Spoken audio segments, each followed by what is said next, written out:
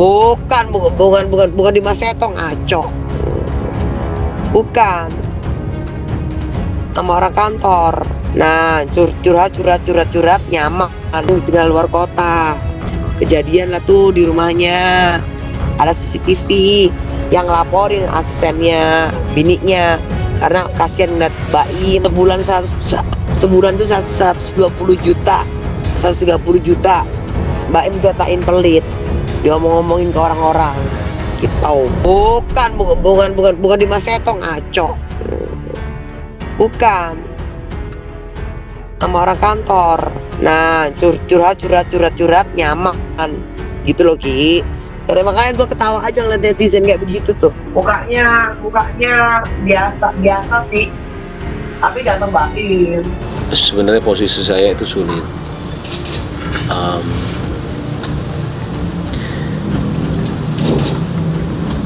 Saya memang bisa dibilang dikhianati sama dua orang terdekat saya, dari pihak perempuan sama laki-laki. Yang laki-lakinya itu adalah teman baik saya sendiri. Apa yang menjadi persoalan ini saya ibaratkan pagar makan tanaman. Itu bukti chat, suara, terus apa ya, sayang-sayangan apa ya, lupa gue Baim cerita. Sayang-sayangan terus CCTV kayak gitu lah. Terus sering ditinggal luar kota. Kejadian lah tuh di rumahnya. Ada CCTV yang laporin asistennya, bininya, karena kasihan ngeliat Baim. Saya itu nggak pernah ngecek handphone istri saya karena saya sangat percaya sama dia. Sekalipun saya nggak pernah. Ketika ada berita itu ada yang datangnya dari asisten pribadinya, saya nggak ngecek ya, maaf. Jadi kasih lihat saya. Terus saya mau ngomong apa? Saya nggak akan jabarin di sini semuanya. Saya ke keluarga saya tanya harus gimana, ini begini. Mereka bilang selesaikan.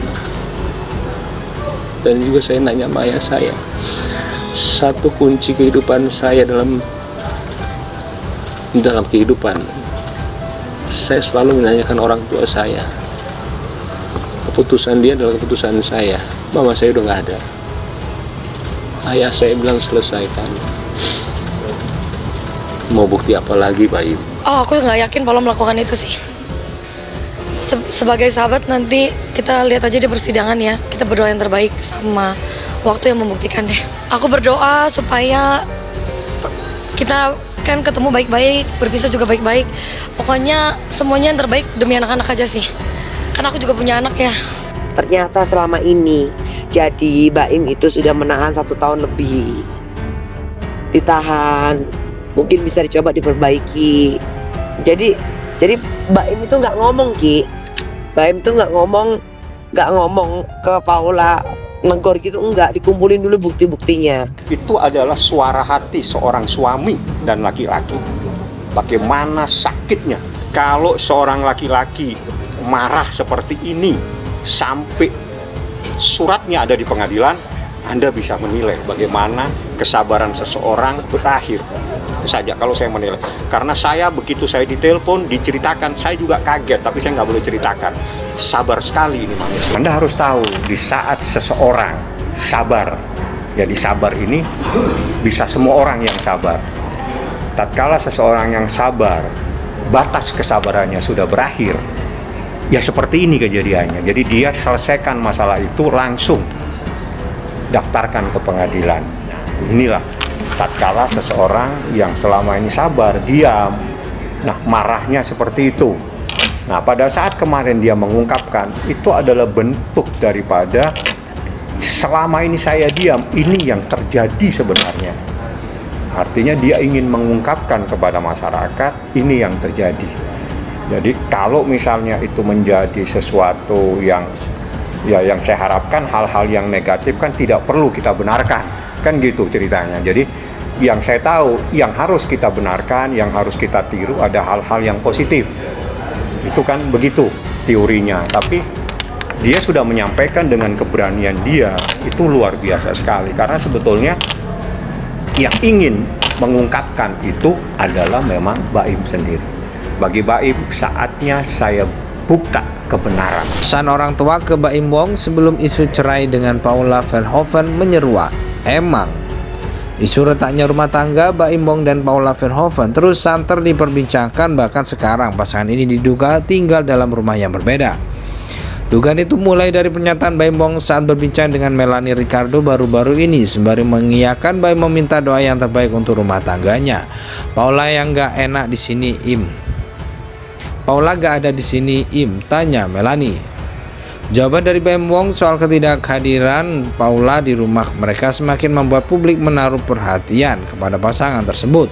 Persoalan terkait pernikahan orang tua hingga mertua juga turut dikulik. Menariknya soal orang tua, Baim Wong sempat mendapatkan wejangan yang menarik mengenai pernikahannya. Orang tuanya menggunakan pernikahan mereka sebagai contoh dalam menjelaskan situasi kepada Baim Wong. Kamu setuju bahwa pernikahan itu sulit? Tanya Melanie. Mulanya, ya sulit, jawab Baim Wong. Orang tua gue juga, saking lengketnya bilang emang mama papa cocok? Enggak, cerita Baim. Kemudian orang tua Baim Wong menggunakan sifat terburuk pasangan sebagai contoh. Bukan soal lari, melainkan menghadapi sifat tersebut. Gimana caranya kamu lihat sifat terjelek dari pasangan? Kalau kamu bisa menghadapi sifat terjelek dia, kawinin. Kalau enggak, jangan, tambah Baim Wong. Dibilang cocok enggak, tapi kamu harus mengalah ketika sifat itu muncul, tambah Baim Wong. Berbicara soal kecocokan ayah, dua anak ini juga memiliki pandangan yang tegas. Gak ada yang cocok 100%, kata Melanie. Enggak, siapa yang di dunia ini cocok 100%? Bohong, semuanya cuma soal saling ngalah, tegas Baim Wong.